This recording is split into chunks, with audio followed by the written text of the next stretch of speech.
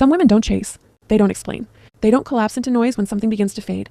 And strangely, they are never forgotten. When a woman detaches without drama, something ancient stirs in the male psyche. Not anger at first, not sadness. Something quieter, something unnamed. Carl Jung would have called it a disturbance in the unconscious. An interruption in the story, the ego tells itself to feel safe. The archetypal woman in this story does not disappear to punish. She disappears because she sees. She senses the imbalance before words ever arrive. Her detachment is not strategy. It is instinct returning home. And the man, left behind in the silence, begins a psychological descent he will rarely admit, even to himself. At first, the ego speaks loudly. He tells himself it doesn't matter. He reframes the loss as freedom. He distracts the mind with movement, with noise, with substitutes. But beneath the surface, the first fracture appears. Control slips. The man realizes something essential. He is no longer the center of her emotional gravity. For a psyche conditioned to equate worth with being needed, this feels like a quiet humiliation. Not dramatic enough to confess. Too intimate to name. The ego tightens, not knowing it has already lost the battle.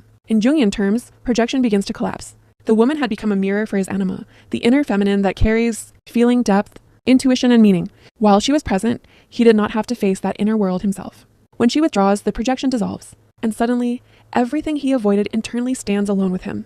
This is where restlessness enters. Not desire, restlessness. A subtle anxiety that moves through the body without explanation. He checks the past. He replays conversations. He feels an unfamiliar pull toward memory, not because the moments were perfect, but because they were alive. Detachment awakens a hunger not for the woman herself, but for the version of himself that existed in her presence. Jung would say the psyche is mourning a lost symbol. Then comes the wound beneath pride, inadequacy. Not the loud kind.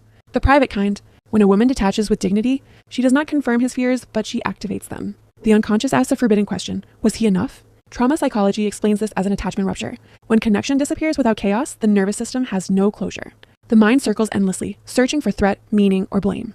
This is when obsession quietly replaces indifference. Not obsession in action, but obsession in imagination. The kind that shows up at night, in pauses. In moments of stillness, he tries to avoid. Her silence becomes symbolic. Not rejection, but autonomy. And autonomy is dangerous to an unintegrated ego. Stoic philosophy teaches that suffering comes not from loss, but from the illusion of possession. The man feels this truth in reverse. He